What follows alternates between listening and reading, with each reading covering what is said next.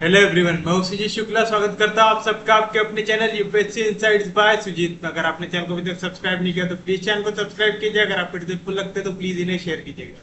आपका चैनल को सब्सक्राइब करना मोटिवेट करता है कि हम इसी तरीके से आपके लिए क्वालिटी कंटेंट लाते रहे। बिना टाइम वेस्ट करे डालिए आज की हेडिंग। क्या पढ़ना है आपको? पहले radical plane of two sphere. लिखिए, the locus of a point whose power with respect to two spheres are equal is a plane called radical plane। तो अगर आपको दो स्पीयर दिए हुए, सपोज कि S1 एंड S2, ये क्या है आपके पास? Are to sphere. ऐसा लिख लो, S1 equal to 0 and S2 equal to 0। S1 equal to 0 and S2 equal to 0 are two spheres, then S1 minus S2। ये क्या रिप्रेजेंट करेगा? आपका रेडिकल प्लेन। तो आप लिखेंगे S1 minus S2 equal to 0 is radical plane. तो आपको radical plane निकालने के लिए क्या करना है?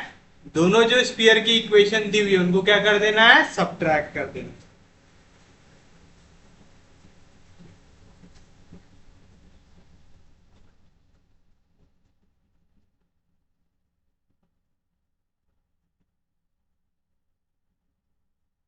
Coaxial system. देखिए, a system a system of spheres,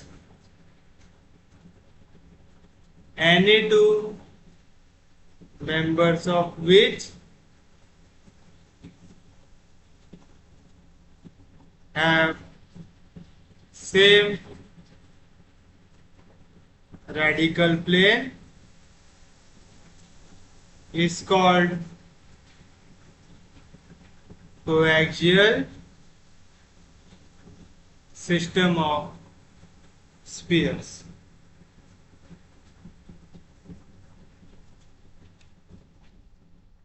next,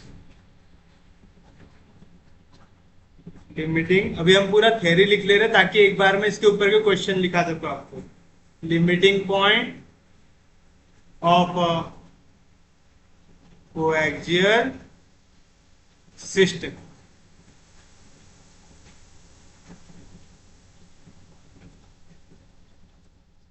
the center of two spheres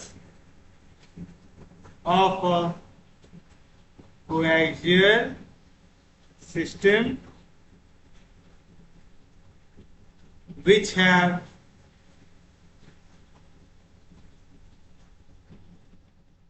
zero radius are called limiting point of coaxial system, are called limiting point of coaxial system। तो चलिए, आपको रेडिकल प्लेन निकालना है तो क्या करना? दोनों स्फीयर का डिफरेंस ले लेना तो मिल जाएगा रेडिकल प्लेन। कोएक्सियल सिस्टम कौन होता है? जिनके सेम रेडिकल प्लेन। और अगर आपको लिमिटिंग पॉइंट निकालना है कोएक्सियल सिस्टम का तो आप क्या करेंगे? आप रेडियस की वैल्यू लेंगे 0। इतनी चीजें आपको रखना है यहाँ पे याद। और एक इंपॉर्टेंट पॉइंट याद रख लीजिएगा कि the equation of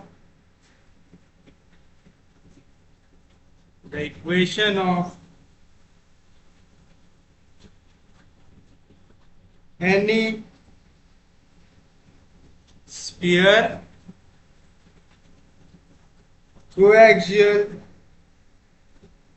with sphere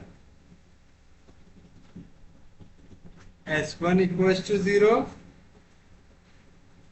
S2 equals to 0 is S1 plus lambda times S1 minus S2 equals to 0. Same चीज आप इसको S2 plus lambda times S1 minus S2 ले सकते हैं, S2 माइनस S1 ले सकते हैं, इसमें कोई भी दिक्कत नहीं है। मतलब आपको क्या करना है, कोई भी एक स्फीयर ले लेना है प्लस लैम्डा टाइम्स उनके बीच का radical plane S1 minus S2 equals to 0 अगर ले लेंगे तो आपको क्या मिल जाएगा, इक्वेशन ऑफ एनी स्फीयर, जो कैसा रहेगा, कोएक्सियल रहेगा, इनके साथ रहेगा। तो चलिए अब देखते हैं इनके ऊपर के questions. Find the limiting points of the coaxial system of sphere x square plus y square plus z square plus 3x minus 3y plus 6 equals to 0, x square plus y square plus z square minus 6y minus 6z plus 6 equals to 0। दिया हुआ ऐसा आपको निकालना है limiting point of coaxial system. ये दो sphere के लिए हो गया S1, ये हो गया S2। तो आपको याद है अगर स्फीयर आपको निकालना है जो कोएक्सियल हो इनके साथ, तो आपको क्या लगता है, वहां पे रेडिकल प्लेन लगता है। रेडिकल प्लेन क्या रहता है, इन दोनों के बीच का डिफरेंस इक्वल्स टू 0। तो आप सॉल्यूशन में लिखेंगे द गिवन स्फीयर्स आर, क्या दिया हुआ है, पहला x square plus Y square plus Z square plus 3x minus 3y plus 6 equals to 0। मैं इसको ले लेता हूं स्फीयर 1 ले लिया, और स्फीयर 2 क्या आ जाएगा, x square plus Y square plus Z square minus 6y minus 6z plus 6 equal to 0। ये हो गया इक्वेशन 1, ये हो गया इक्वेशन 2। तो इनका रेडिकल प्लेन निकाल लेंगे, तो आप लिखेंगे equation of radical plane is क्या आएगा, S1 minus S2 equal to 0। S1 क्या है, S1 की value X square plus Y square plus Z square plus 3x minus 3y plus 6 minus x2 क्या है, X square plus Y square plus Z square minus 6y minus 6z plus 6 equal to 0। Bracket होगा open, plus X square minus X square cancel तो बचा 0, plus Y square minus Y square cancel बचा 0, Z square minus Z square cancel बचा 0, 3x square में से 0 गया तो बचेगा 3x, फिर उसके बाद minus 3y minus into minus plus 6y minus 3y plus 6y बचेगा प्लस 3y। फिर उसके बाद यहाँ पे z की कोई टर्म है क्या, नहीं, minus into minus plus 6z, यहाँ पे plus 6 plus into minus minus 6 plus 6 minus 6 cancel equal to 0 आ रहा है। तो क्या बन रहा है, radical plane 3x plus 3y plus 6z equal to 0। Divide by 3 कर सकते हैं आप इसको, तो बचेगा x plus y plus 2z equals to 0। तो ये क्या बन गया आपके लिए, इक्वेशन ऑफ रेडिकल प्लेन। हमें क्या चाहिए, लिमिटिंग पॉइंट चाहिए। लिमिटिंग पॉइंट क्या होते हैं, सेंटर के कोऑर्डिनेट ऐसे जिसके लिए रेडियस की वैल्यू क्या आ जाए, 0। तो याद रखिएगा जब भी लिमिटिंग पॉइंट निकालना है ना, सेंटर की ऐसी वैल्यू जिसके लिए रेडियस क्या आ जाए आपके पास, 0 आ जाए किसका, एक कोएक्सियल आपके स्फीयर का। तो आप निकालेंगे the equation of sphere coaxial, आप लिखेंगे therefore the equation of coaxial sphere is, क्या आएगा आपके पास, कोएक्सियल सिस्टम ऑफ स्फीयर का याद है, आप लेते हैं S1 plus lambda times radical plane यानी S1 माइनस S2 की वैल्यू लेते। S1 क्या है, S1 आपके पास ये पूरी इक्वेशन है,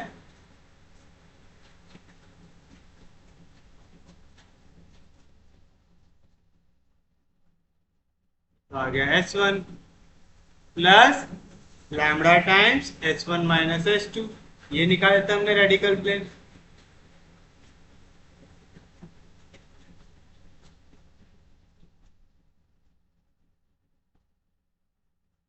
आप चाहते ना तो आप डायरेक्टली इक्वेशन भी लिख सकते थे कि S1 plus lambda times S1 minus S2, तो आपका ये इक्वेशन यहाँ पे बनता था। फिर आपको 3 कॉमन निकालना पड़ता था, फिर 3 इंटू लैम्डा की जगह कोई नया स्केलर K लेना पड़ता था। क्योंकि अगर कोई भी वैल्यू अगर पूरे इससे कॉमन आते रही ना, वो कॉमन निकाल लेना। कौन से क्वेश्चंस में? लिमिटिंग पॉइंट के क्वेश्चन। नहीं तो लिमिटिंग पॉइंट का क्वेश्चन हो ना, तो हमेशा यही मेथड फॉलो कर लेना, तो गलती होने के चांसेस कम होते हैं। तो बताइए क्या बनेगा equation? X square plus Y square plus Z square. फिर एक्स वाली टर्म देखो, यहाँ पे भी एक्स है, यहाँ पे भी एक्स है। एक्स को निकाल लो कॉमन, तो पहले वाले से बचा 3 प्लस दूसरे वाले से बचा लैम्बडा, प्लस यहाँ पे भी y है, यहाँ पे भी y, y को निकाल लो कॉमन, तो पहले वाले से बचा -3 प्लस यहाँ पे लैम्बडा इंटू वाई हो जाएगा लैम्बडा वाई, दूसरे वाले से बचा लैम्बडा बचा। फिर z की टर्म यहाँ पे है क्या? नहीं, सिर्फ एक है, तो लैम्बडा जाएगा अंदर, तो आएगा plus 2 lambda z plus 6 equal to 0। Equation number 4 आ गया। तो ये आ गया आपका कोएक्सियल सिस्टम का स्फीयर आ गया। अब आपको क्या निकालना है? इसका सेंटर और रेडियस। तो आप लिखेंगे we know that the centre and radius of sphere x square plus y square plus z square plus 2 mu x plus 2 vy plus 2 wz plus d equals to 0 is क्या होता है? Centre होता है minus U minus V minus W and radius होती है under root of U square plus V square plus W square minus D. Here बताइए X square Y square Z square, X square Y square Z square same है। 2u की जगह ये value है, तो आप लिखेंगे 2u की जगह यहाँ पे आया 3 प्लस लैम्बडा, यानी u की क्या value I? 3 plus lambda by 2। 2v की जगह ये वैल्यू, तो 2v की वैल्यू आ गई -3 plus lambda, that is v की वैल्यू क्या आई? लैम्बडा -3 बाय, मैंने प्लस वाले को पहले लिखा, माइनस वाले को बाद में लिख दिया, आया। फिर उसके बाद 2wz, तो यहाँ पे 2w की वैल्यू क्या आई? 2 लैम्बडा, यानी w का ऐसे इक्वल आ गया लैम्बडा से। और d की जगह क्या वैल्यू है? 6, तो d की जगह आ गया 6। आ गया, किसी को कोई दिक्कत नहीं? तो बताइए क्या मिलेगा? देयरफॉर सेंटर ऑफ स्फीयर 4 क्या आएगा? माइनस यू, यानी minus of 3 plus lambda by 2 minus v, तो यहाँ पे minus of lambda -3 by 2 minus डब्ल्यू, यानी माइनस लैम्बडा। आ गया इक्वेशन नंबर 5। और रेडियस भी निकाल लो, एंड रेडियस ऑफ 4, इसको मैं डिनोट करता हूं r से, क्या आएगा? स्क्वायर रूट ऑफ u का स्क्वायर, यानी 3 प्लस लैम्बडा बाय 2 का स्क्वायर प्लस v का स्क्वायर, यानी लैम्बडा -3 बाय 2 का स्क्वायर प्लस w का स्क्वायर, यानी लैम्बडा का स्क्वायर माइनस d, यानी -6। तो क्या आएंगी वैल्यू? स्क्वायर रूट ऑफ, यहाँ पे आएगा 3 का स्क्वायर 9, a प्लस b का स्क्वायर क्या रहेगा? a square plus twice of A B plus B square upon 2 का स्क्वायर, a माइनस बी का whole square, a square minus twice of A b, यहाँ पे भी ट्वाइस ऑफ ए बी में 6 आएगा, है ना? a minus a square minus twice of A B plus B square upon 2 का square plus lambda square by 6 आएगी value.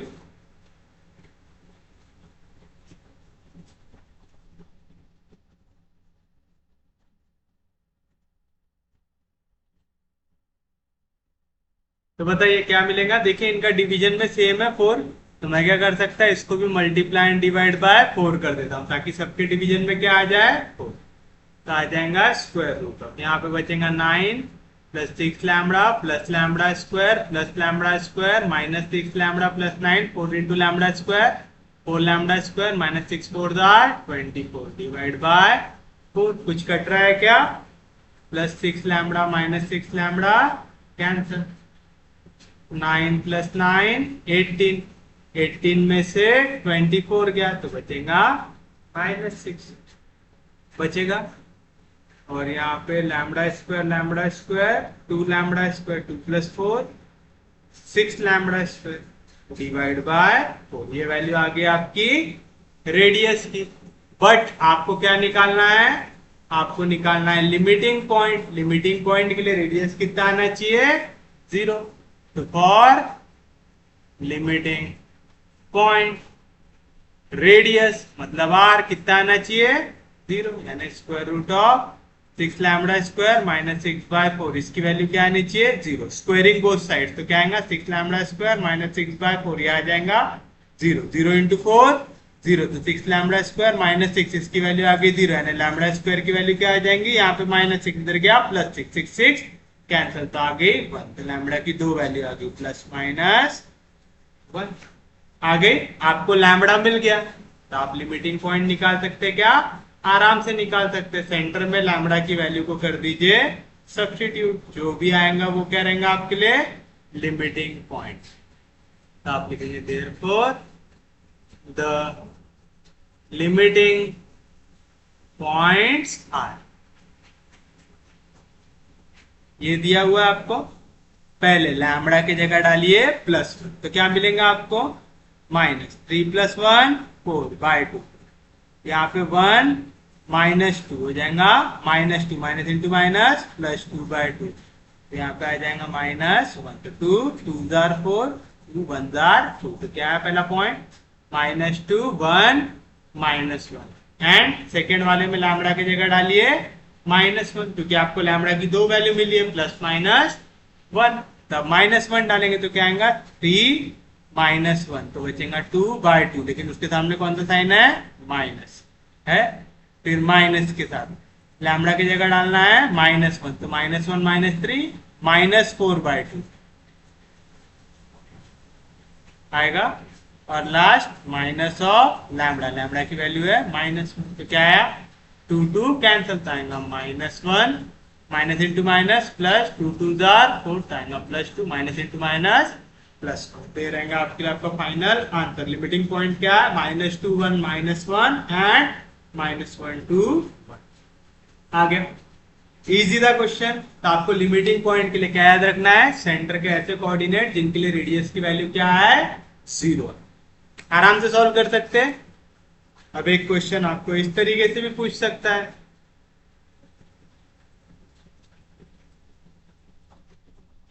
Find the equation of sphere through point 0 0 0 coaxial with the spheres x square plus y square plus z square minus 2x minus 4y minus 6z plus 10 equals to 0, and the sphere which has point 1 2 -3 5 0 1 as the extremities of diameter। अब देखिए क्या question दे रहा है आपको। आपको बोल रहा है कि आपको इक्वेशन निकालना है किसकी? स्फीयर की, जो कैसा हो? 0 0 0 इस पॉइंट से पास होता हो, साथ साथ कोएक्सियल आना चाहिए ये दो स्फीयर के साथ। ये हो गया पहला स्फीयर, और दूसरा जो स्फीयर है वो ये दो पॉइंट क्या है उसके? डायमीटर के एक्सट्रीमिटीज है ना, यानी डायमीटर के एंड पॉइंट दिए हुए। तो यानी दूसरे इक्वेशन दिया हुआ है कि आपको डायरेक्टली नहीं, दूसरी इक्वेशन आपको फाइंड आउट करना है। तो आप सॉल्यूशन में सबसे पहले लिखेंगे द गिवन स्फीयर इज, पहला कौन सा दिया हुआ है? x square plus y square plus z square minus 2x minus 4y minus 6z plus 10 equals to 0। Equation number 1। दिया हुआ है। सेकेंड स्पीयर आपको दिया हुआ है क्या? नहीं, आपको निकालना है। यहां पे आपको दिए हुए एंड पॉइंट ऑफ डायमीटर, तो आप लिखेंगे वी नो दैट, क्या पता है आपको? The equation of spear having x1 y1 z1 and x2 y2 z2 as the extremities of diameter. याला फॉर्मूला याद है ना सबको, कि अगर डायमीटर के एंड पॉइंट आपको दिए हो तो आप इक्वेशन कैसे निकालते हैं? As extremities of diameter is, क्या रहता formula? x minus x1 into x minus x2 plus y minus y1 into y minus y2 plus z minus z1 into z minus z2 equals to 0। तो आप लिखेंगे therefore the equation of spear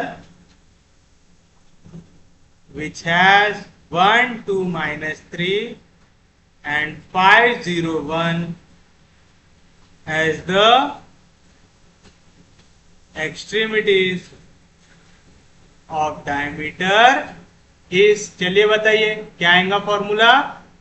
x minus x1, x1 की जगह 1 into x minus x2, x2 की जगह 5 plus y minus y1 into y minus y2 into z minus z1, z1 की value minus into minus plus 3 into z minus z2 equals to 0। तो क्या मिलेगा आपको?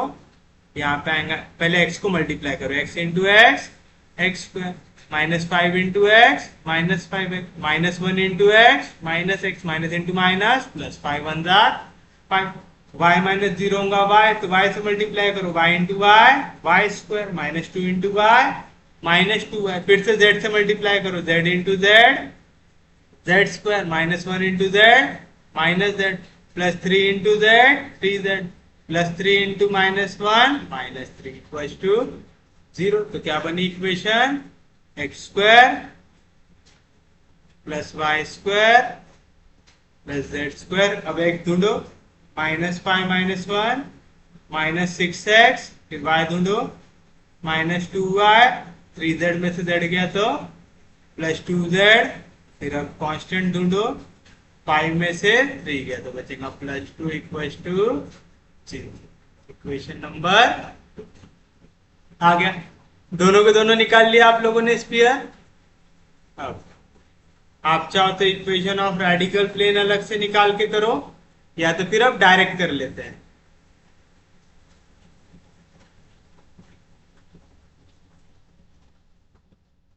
ये हो गया आपका दूसरा स्फीयर।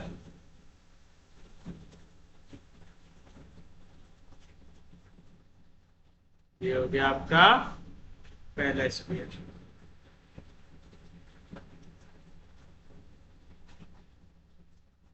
तो आप लिखेंगे we know that the equation of sphere coaxial with s1 equals to 0 s2 equals to 0 is, क्या रहता? s1 plus lambda times s1 minus s2 equals to 0। therefore the equation of sphere coaxial with 1 and 2 is, क्या आ जाएगा? s1, ये हो गया s1 plus lambda times s1 minus s2, x square में से एक्स स्क्वायर गया 0, वाई स्क्वायर में से वाई स्क्वायर गया 0, जेड स्क्वायर में से जेड स्क्वायर गया 0।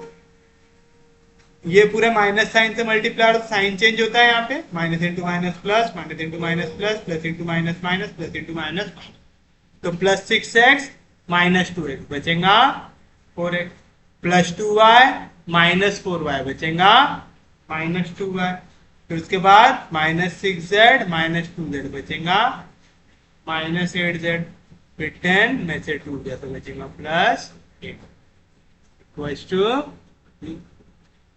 आएगा। कोई दिक्कत नहीं, कोई डाउट नहीं। तो चलिए बताइए क्या मिलेगा आपको यहाँ पे। इक्वेशन मिल जाएंगे x² + y² + z² आएगा। ये लैम्बडा अंदर जाएगा तो हो जाएगा 4 λx - 2 λy - 8 λz + 8 λ आएगा। तो यहाँ पे भी x है, यहाँ पे भी x है, x को निकाल लो कॉमन, तो यहाँ से बचा -2 + 4 λ बचा।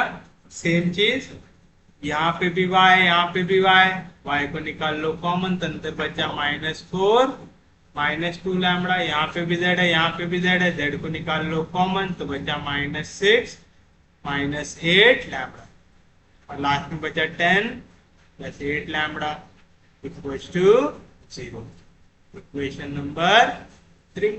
अब ये जो आपका स्फीयर है ये कौन से पॉइंट से पास हो रहा है, ये पास हो रहा है 0 0 0 से है, तो आप लिखेंगे एज स्फीयर 3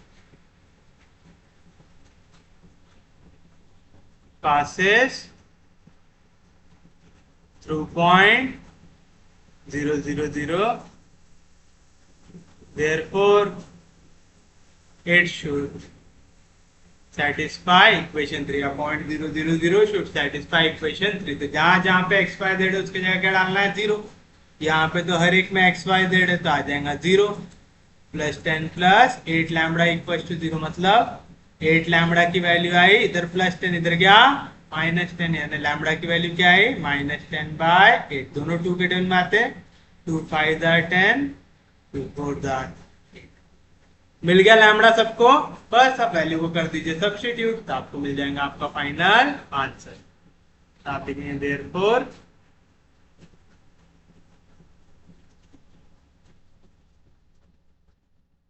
इक्वेशन 3 बिकम्स क्या आएगा x² + y² + z² plus -2 + 4 × lambda की value -5/4 x plus -4 - 2 × lambda y plus -6 - 8 × lambda यानी 5/4 z प्लस 10 + 8 × 5/4 इक्वल्स टू 0 आएगा। तो यहाँ पे 4 4 cancel, 2 2s are 4, 4 2s are 8, 4 2s are 8।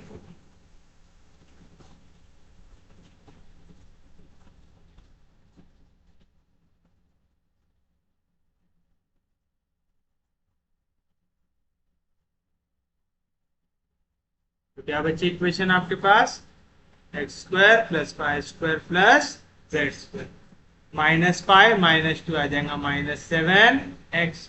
यहाँ पे डिवीजन में आपके पास 2, तो यहाँ पे आएगा -4 × 2 -8 -8 +5/2 y, तो -8 + 5 आएगा -3/2 y आएगा। यहाँ पे बचा था 2, तो -× - +5 2s are 10, तो आएगा -6 + 10 यानी आएगा +4z। और यहाँ पे बचेगा 5 2s are 10, 10 + 10 20 इक्वल्स टू 0। यहाँ पे डिवीजन में 2 है, मल्टीप्लाई बाय 2 कर दो, आएगा 2 × x² + 2 × y² + 2 × z² -7 2s are 14x, 2 2 cancel, तो आएगा -3y + 4 2s are 8z + 20 2s are 40 equals to 0। तो ये आना चाहिए आपका फाइनल। अच्छा, हमने यहाँ पे एक छोटी सी गलती कर दी है। क्या? हमने लैम्बडा की जगह क्या डाला है -5/4। तो यहाँ पे जब आपने लैम्बडा की वैल्यू डाली 8 × लैम्बडा, लैम्बडा की वैल्यू क्या आएंगी -5/4, तो प्लस इंटू माइनस, यहाँ पे क्या आना चाहिए माइनस आना चाहिए। तो यहाँ पे +10 जैसा था वैसा यहाँ पे प्लस इंटू माइनस हो जाएगा -5 2s are 10 equal to 0, +10 - 10 cancel हो जाएगा। तो ये आना चाहिए आपका फाइनल आंसर। यानी यहाँ पे कांस्टेंट टर्म आएंगी क्या? नहीं। यहाँ पे जब भी आप वैल्यू सब्स्टिट्यूट करें तो थोड़ा सा ख्याल से कीजिएगा। जैसे देखिए हमने यहाँ पे +5/4 सब्स्टिट्यूट कर दिया था तो हमारे आंसर में +20 आ रहा था। असल में क्या सब्स्टिट्यूट करना है -5/4। तो ये रहेगा आपके लिए आपका फाइनल आंसर। तो उम्मीद है समझाऊंगा सबको। इजी है, समझ रहा है। अब देखिए एक और क्वेश्चन देखते हैं, थोड़ा ट्रिकी वाला। तो उम्मीद है रेडिकल प्लेन के ऊपर अगर कभी क्वेश्चन आया तो आप उसको आराम से सॉल्व कर सकते हैं। नेक्स्ट देखिए, variable plane passes through a fixed point A, B, C and meets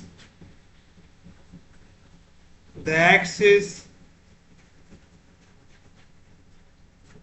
at points A, B and C respectively.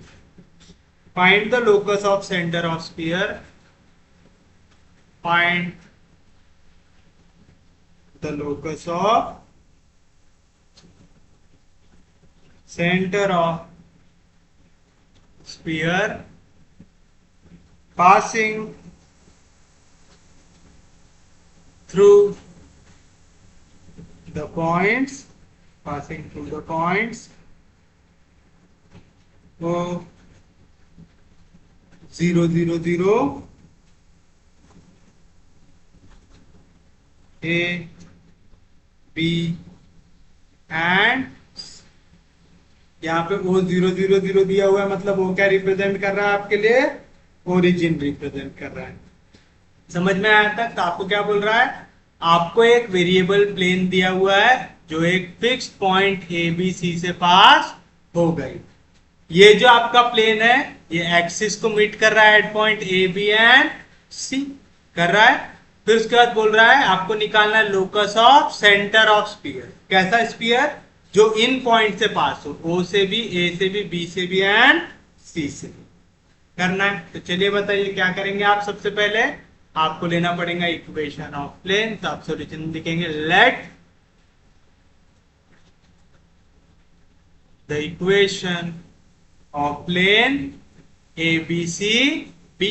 अब देखिए यहां पे ए बी सी ये तीन वेरिएबल उसने ऑलरेडी यूज कर चुका है। तो हम लिखेंगे x upon p plus y upon q plus z upon r equal to,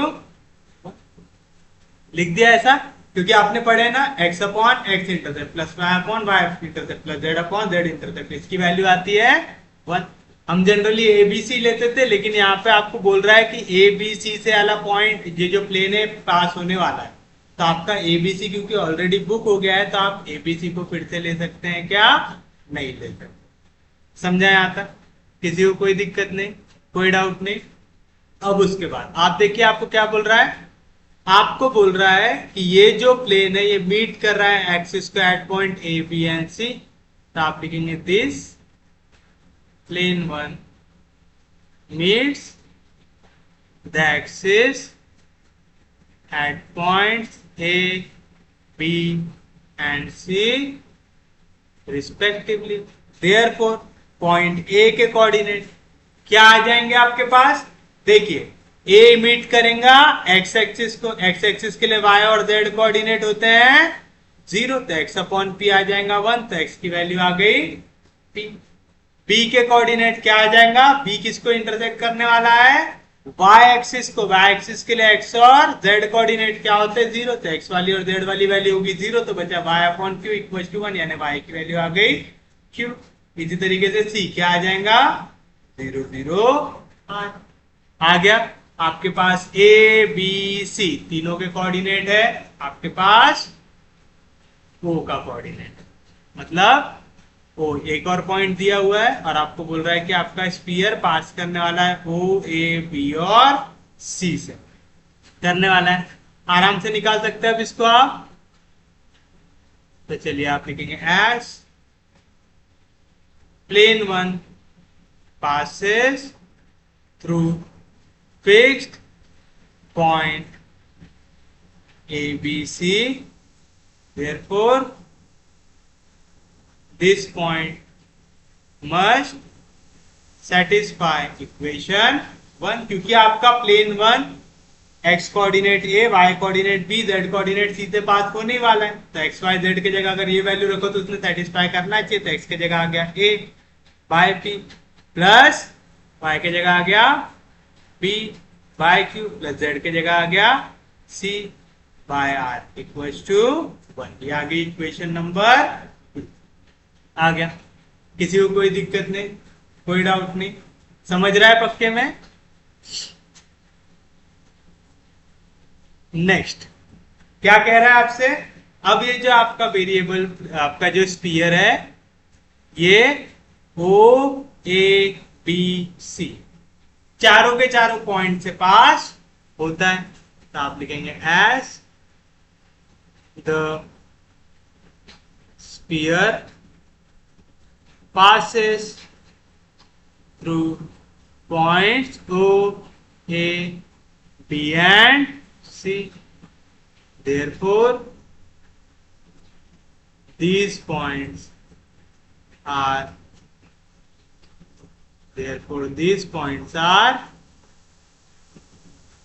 equidistant from center of sphere.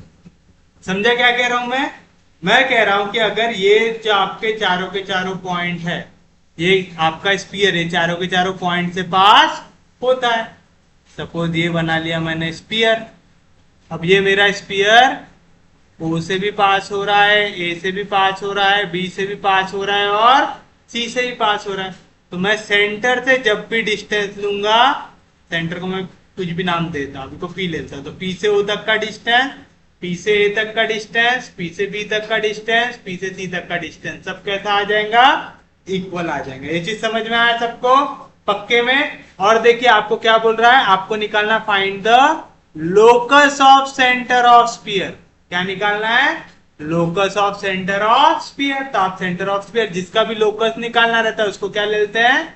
X y z. तो आप सेंटर ऑफ स्फीयर के लोकस को क्या ले लेंगे? X y z. तो आप लिखेंगे let the centre of sphere, क्या नाम दिया हमने? पी। तो आप लिखेंगे b p x y z. समझा? ये लॉजिक समझ में आ रहा है? आप कह रहे हैं कि वाला जो स्फीयर है ये पास करता है point O a b c से, करता है। अगर वो ओ ए बी सी से पास करता है, यानी सेंटर से स्फीयर के किसी भी पॉइंट पे डिस्टेंस कैसा रहता है? सेम। तो उसका डिस्टेंस पॉइंट ओ से पी, पी ए से पी, बी से पी और सी से पी कितना आना चाहिए? इक्वल आना चाहिए, जो इक्वल रहेगा हमारे रेडियस ऑफ स्फीयर से रहेगा। तो आप लिखेंगे देयरफॉर ओ से लेके पी तक का डिस्टेंस ये इक्वल आना चाहिए, ए से लेके पी तक का डिस्टेंस ये इक्वल आना चाहिए, बी से लेके पी तक का डिस्टेंस ये इक्वल आना चाहिए, सी से लेके पी तक का डिस्टेंस जो रहेगा radius of sphere o a b c से रहेगा। पक्के में समझा? सच में समझा? किसी को कोई दिक्कत नहीं, कोई डाउट नहीं? चलिए, तो ये हमने दे दिया था इक्वेशन 2, नीचे में जो हो जाएंगे इक्वेशन नंबर 3। अब आपको लगाना है डिस्टेंस फॉर्मूला लगाना है, यानी आपने बोला ओपी एपी बीपी सीपी ये सबका डिस्टेंस कितना रहेगा? इक्वल। तो आप ऐसा दिखा सकते हैं, या तो फिर है ना आप इसको ऐसा डिस्टेंस फॉर्मूला लगाते आप ऐसा भी लिख सकते, therefore distance between point OP ये इक्वल रहेगा डिस्टेंस बिटवीन पॉइंट एपी से, जो इक्वल रहेगा डिस्टेंस बिटवीन पॉइंट बीपी से, जो इक्वल रहेगा डिस्टेंस बिटवीन पॉइंट सी। तो आसान रहेगा लिखने रहेगा। तो चलिए हम निकालेंगे distance between point o p. Distance formula याद है क्या सब लोगों को? डिस्टेंस फॉर्मूला होता है, अगर आपको डिस्टेंस निकालना है x1 y1 z1 और x2 y2 z2 के बीच का, तो क्या रहता है? x2 माइनस x1 का whole square plus y2 minus y1 का whole square plus z2 minus z1 का होल स्क्वायर। ये रहता है आपके लिए डिस्टेंस फॉर्मूला। तो बताइए यहाँ पे कोऑर्डिनेट्स है क्या आपके पास? आपके पास हर एक पॉइंट के कोऑर्डिनेट है। मैं यहाँ पे रेफरेंस के लिए लिख भी देता हूँ। ओरिजिन के कोऑर्डिनेट है 0 0 0, पी के कोऑर्डिनेट है x y z। तो हो गया x1 y1 z1, ये हो गया x2 y2 z2। तो बताओ डिस्टेंस फॉर्मूला क्या आता है, square root of x2 minus x1 यानी x माइनस जीरो x का square plus y2 minus y1 y minus zero y का square plus z2 minus z1 यानी z माइनस जीरो यानी z का स्क्वायर। कौन सा फॉर्मूला है ये, बाय डिस्टेंस फॉर्मूला। ये अभी जितने निकालोगे सब डिस्टेंस फॉर्मूला से निकाल सकते। फिर आप क्या निकालेंगे, फिर आप निकालेंगे distance between point a and b. अब बताइए ए के कोऑर्डिनेट याद है क्या, ए का कोऑर्डिनेट हमने लिया था P00 शायद, है ना। ए का कोऑर्डिनेट है P00 और आपका P का कोऑर्डिनेट है XYZ। तो क्या आएगा x2 माइनस x1 मतलब x माइनस p का whole square plus y2 minus y1 यानी y माइनस जीरो का होल स्क्वायर यानी y का square z2 minus z1 z minus zero यानी z का स्क्वायर। सेम चीज नेक्स्ट क्या निकालेंगे, distance between point BP, B का कोऑर्डिनेट 0 है तो आ जाएगा डिस्टेंस बिटवीन पॉइंट BP क्या रहेगा, square root of x2 minus x1 यानी x माइनस जीरो x का स्क्वायर y2 माइनस y1 यानी y माइनस q का whole square z2 minus z1 यानी z का स्क्वायर। सब क्या लगा रहे हो, डिस्टेंस फॉर्मूला। कुछ भी चेंज हो रहा है क्या, नहीं। लास्ट पॉइंट देखिए, लास्ट पॉइंट क्या रहेगा आपके लिए, लास्ट पॉइंट हमारा C रहता है 0 0 R है। तो फिर से distance between point C P क्या रहेगा, under root of x2 minus x1 x minus zero x का square y2 minus y1 y minus zero y का स्क्वायर z2 माइनस z1 आ जाएगा z माइनस r का स्क्वायर आ जाएगा। तो ये सब के सब में आपने क्या लगाया है, डिस्टेंस फॉर्मूला लगाया। मैं इसे देता हूं इक्वेशन नंबर 4 5 6 एंड 7 आ जाएगा। तो फ्रॉम इक्वेशन 3 पहले दो को लो, क्या है, डिस्टेंस बिटवीन OP इक्वल है डिस्टेंस बिटवीन AP से। डिस्टेंस बिटवीन OP कितना दिया हुआ है, square root of x square plus y square plus z square equal आ जाएगा डिस्टेंस बिटवीन AP क्या दिया हुआ है, x माइनस p का होल स्क्वायर तो a माइनस b का होल स्क्वायर क्या रहेगा, a स्क्वायर यानी x square minus twice of AB यानी माइनस 2px प्लस b का स्क्वायर यानी p का square plus y square plus z square. Squaring both sides क्या मिलेगा आपको, x square plus Y square plus Z square equal आ जाएगा x square minus 2px plus p square plus Y square plus Z square. से कुछ cut रहा है, x square cancel, Y square cancel, Z square cancel. तो क्या बचा, p square equal आ गया, यहाँ पे माइनस इधर गया तो प्लस 2px से p और उसका स्क्वायर कैंसिल। तो p की वैल्यू कैसे इक्वल आ गई, 2x से आ गई। इसे मैं देता हूं इक्वेशन नंबर 1 आ गया।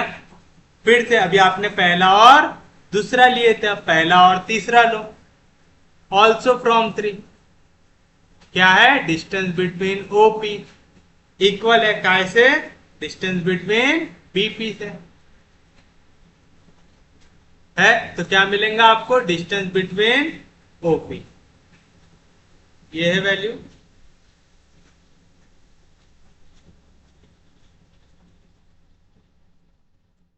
ये इक्वल है कैसे, डिस्टेंस बिटवीन BP से।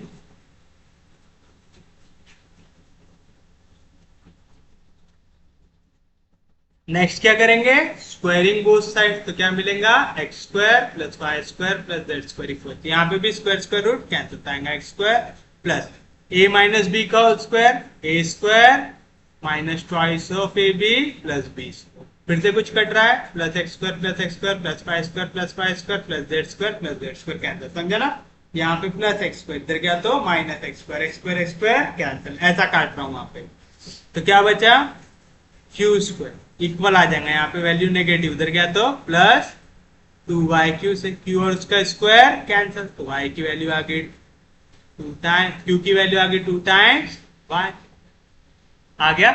सिमिलरली लास्ट बचा हुआ है फ्रॉम 3 मैं ले सकता हूं डिस्टेंस बिटवीन ओपी इक्वल आ जाएगा डिस्टेंस बिटवीन सीपी से। तो आप देख रहे हैं सेम स्टेप बार बार रिपीट हो रही है। डिस्टेंस बिटवीन ओपी है square root of X square plus Y square plus Z square. Distance between CP है X square plus Y square plus Z minus R का स्क्वायर है। समझा पक्के में? फिर से स्क्वायरिंग बोथ साइड्स क्या मिलेगा आपको X square plus Y square plus Z square equal to X square plus Y square A minus B का whole square A square minus twice of A B plus B square. फिर से X square Y square Z square X square Y square Z square cancel. तो क्या मिला आपको are square की value क्या मिलेगी यहाँ पे माइनस इधर गया तो प्लस आ जाएगा 2z आर एक आर कैंसिल। तो आर की वैल्यू क्या आई 2z आ गई।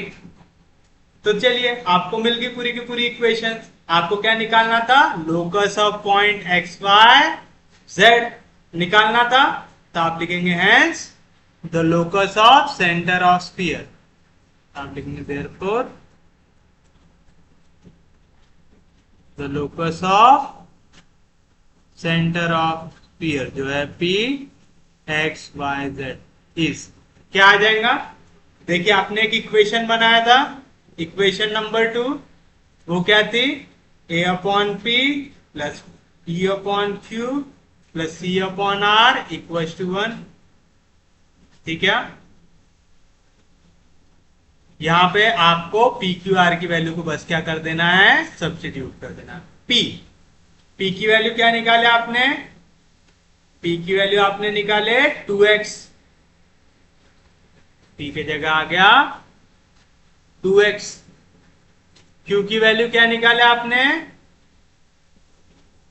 2y क्यू की जगह आ गया 2y। तो आर की जगह क्या आया होगा 2z आया। तो from equation 2 a b and c। तो आप इक्वेशन को यहाँ पे रख के छोड़ सकते हैं या तो 2 यहाँ पे डिवीजन में इधर जाएगा मल्टीप्लीकेशन मिलेगा a upon X plus b upon Y plus c upon Z equal to ये आ जाएगा आपके पास locus of centre of sphere.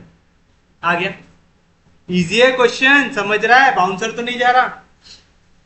Question hard नहीं है इजी है बस आपको थोड़ा सा कंसेप्ट क्लियर रखना है। अगर आपके कंसेप्ट क्लियर है तो क्वेश्चन में दिक्कत नहीं। नेक्स्ट क्वेश्चन देखिए हम हर एक टाइप के क्वेश्चंस कवर करने की कोशिश कर रहे हैं ताकि पेपर में कैसा भी घुमा के कोई भी टॉपिक से पूछे आपको आंसर निकालना आना चाहिए। नेक्स्ट क्वेश्चन लिखिए find the equation of sphere which has its center at point C 2 3 minus 1 and touches the line x plus 1 by minus 5 equals to y minus 8 by 3 equals to z minus 4 by 4। अब हम लोग ऐसे question देखेंगे जहां पे आपको equation of sphere निकालना रहेगा जहां पे वो या स्फीयर को टच करे या एक लाइन को टच करे प्लेन को टच करे इस टाइप के क्वेश्चन। तो चलिए निकालते आपको इक्वेशन ऑफ स्फीयर निकालना आपको उसका सेंटर दिया हुआ है। मुझे दो चीजें लगती है इक्वेशन ऑफ स्फीयर निकालने के लिए एक सेंटर दूसरा उसका रेडियस। तो अगर मैं कुछ भी जुगाड़ करके इसका रेडियस निकाल लूं तो एक स्फीयर में आराम से निकाल सकता हूं। अब आप समझिए क्या हो रहा है यहाँ पे ये है हमारा स्फीयर कह रहा है ये जो लाइन है ये आके क्या कर रही है उसको टच कर रही है। टच कर रही मतलब सिर्फ और सिर्फ एक पॉइंट में मिल रही है। तो ये एक पॉइंट में टच करके निकल गई हमारी लाइन। हम ले लेते हैं ये पॉइंट को P। हमें सेंटर दिया हुआ है 2 3 माइनस 1। अगर ये हम पॉइंट ऑफ कांटेक्ट निकाल लें जो पॉइंट पे टच कर रहे तो देखिए C से लेके P तक क्या रिप्रेजेंट कर देगा इसकी रेडियस रिप्रेजेंट कर देगा। और हमको रेडियस ही चाहिए यानी हमको क्या चाहिए लेंथ ऑफ सी P मतलब C का डिस्टेंस फ्रॉम पॉइंट P। और ये लाइन अगर एक पॉइंट पे टच करती है, हमें पता है कोई भी सर्कल या स्फीयर को अगर कोई लाइन एक पॉइंट पे टच करते तो उसके लिए क्या होती है, tangent, and tangent is always perpendicular to radius होती है। कोई दिक्कत नहीं, कोई डाउट नहीं। तो हम कैसे अप्रोच करने वाले ये समझ में आ गया सबको? बताइए क्या लिखेंगे आप सॉल्यूशन में? सबसे पहले द गिवन लाइन इज, क्या दी हुई है, x plus 1 by minus 5 equal to y minus 8 by 3 equal to z minus 4 by 4। इसको मैं देता हूं इक्वेशन नंबर 1। ये लाइन टच करेंगे मेरे स्पीयर को एक पॉइंट पे, तो आप लिखेंगे let line 1 touch the required sphere at point P। कौन से पॉइंट पे टच करेंगे? एट पॉइंट P पे करेंगे। समझ में आया? किसी को कोई दिक्कत नहीं, कोई डाउट नहीं? तो आप बोल सकते therefore line 1 is tangent to the required sphere। याद रखिएगा कोई भी लाइन अगर एक पॉइंट पे टच करती है तो वो क्या होती है, टैंजेंट होती है। किसी को कोई दिक्कत नहीं, कोई डाउट नहीं आता? तो फिर हम क्या करेंगे, हम C से लेके P तक कर देंगे ड्रॉ। आप लिखेंगे the centre of required sphere is, क्या आएगा, सेंटर ऑफ रिक्वायर्ड स्पीयर दिया हुआ है आपको C, जिसके कोऑर्डिनेट है 2 3 -1। तो आप लिखेंगे ज्वाइन सी पी। तो आपने सी पी को कर दिया ज्वाइन, तो therefore c p is perpendicular to line 1। क्यों परपेंडिकुलर है समझ में आ गया? क्योंकि यहाँ पे आपका कोई भी लाइन अगर एक पॉइंट पे टच करे किसी भी सर्कल या स्फीयर को, तो वो क्या होती है, उसके लिए टैंजेंट होती है, और टैंजेंट हमेशा परपेंडिकुलर होती है रेडियस। हो गया? किसी को कोई दिक्कत नहीं, कोई डाउट नहीं? समझ रहा है सबको? चलिए बताइए, अब हमको सीपी की लेंथ निकालना है। अब आप सीपी कैसे निकालेंगे? आप देखिए आपका जो पॉइंट पी है ये आ रहा है हमारे इस लाइन के ऊपर आ रहा है, तो मैं coordinate of any point on a line बड़े आराम से निकाल सकता हूं, निकाल सकता हूं। तो आप लिखेंगे the coordinates of any point on line 1 are. कैसे निकालते? जो भी आपकी लाइन दी हुई है उसको ले लो इक्वल टू लैम्बडा, जहां पे लैम्बडा क्या रहेगा, एक स्केलर,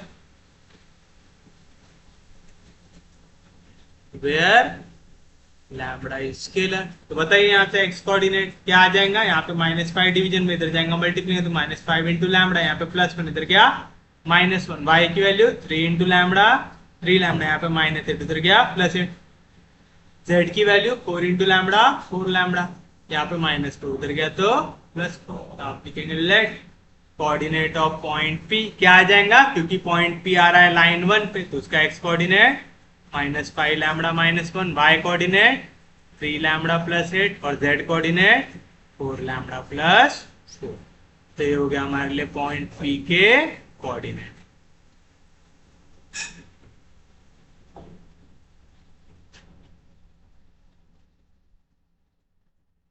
हो गया यहां तक? अब आप समझिए आप किस सिचुएशन में, आपको पता है ये लाइन एल के डायरेक्शन रेशियोज क्या है। क्या है लाइन एल के डायरेक्शन रेशियो? -5 3 4। मैं सी पी के डायरेक्शन रेशियो निकाल सकता क्या? निकाल सकता, मेरे पास दोनों के कोऑर्डिनेट है, फाइनल माइनस इनिशियल करके निकाल सकता। और सीपी और ये लाइन कैसी है? Perpendicular. If two lines are perpendicular then sum of product of their direction ratios कितना आना चाहिए? 0 आना चाहिए। तो चलिए आप लिखेंगे द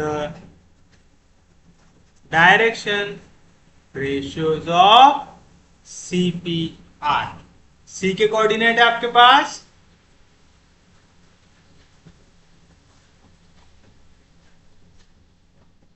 है ये हो गया सी के coordinate.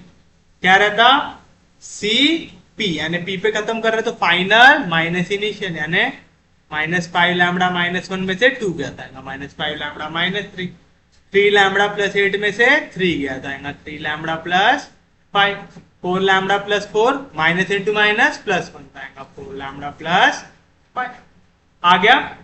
Also direction ratios of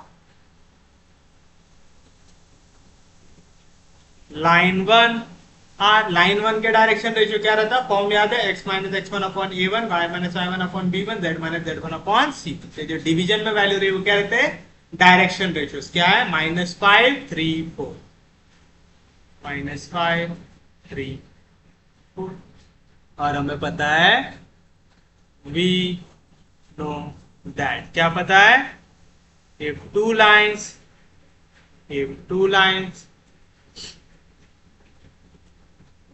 having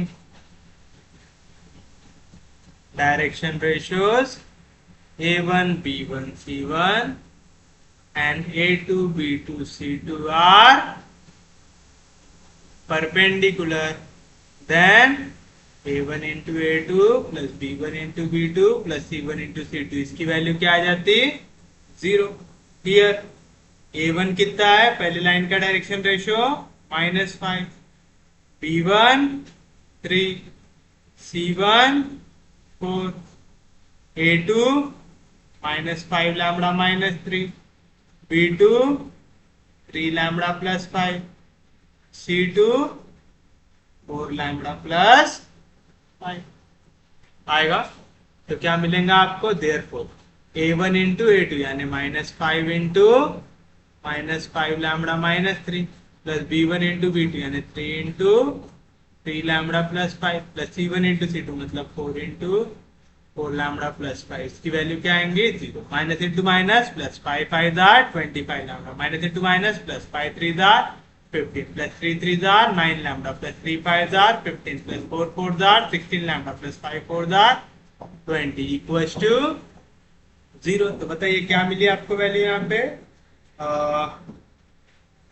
9 plus 16 25, 25 plus 25 50 lambda, यहाँ पे आएगा 15 प्लस 15 30, 30 प्लस 20 50 इक्वल्स टू 0। तो लैम्बडा की वैल्यू क्या आ गई, -1 मिल गया।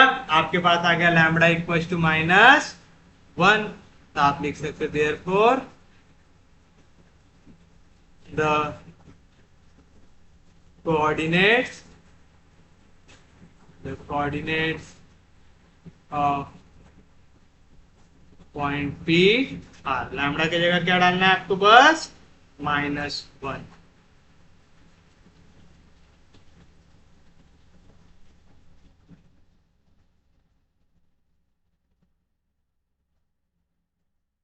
चलिए लैम्बडा की जगह -1 डालेंगे तो -5 इंटू लैम्बडा, लैम्बडा हो गया -3 इंटू लैम्बडा की जगह -4 इंटू लैम्बडा की जगह माइनस इंटू माइनस प्लस 5, 5 में से 1 गया तो बचेगा 4, 3 इंटू -1 -3, 8 में से 3 गया 5, 4 इंटू -1 -4 प्लस 4 0। तो आपके पास आ गया कोऑर्डिनेट ऑफ पॉइंट।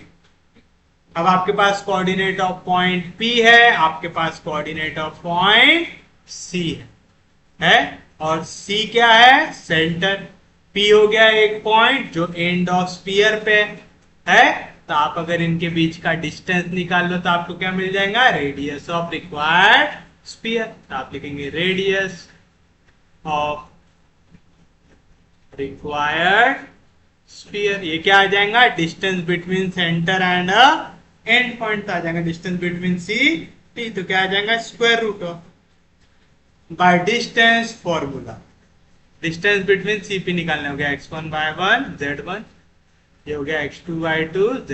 क्या रहता फॉर्मूला, x2 माइनस x1 का होल स्क्वायर आएगा y माइनस 2 का whole square plus y2 minus y1 का होल स्क्वायर आएगा 5 माइनस 3 का whole square plus z2 minus z1 का होल स्क्वायर, तो माइनस इंटू माइनस प्लस 1 का।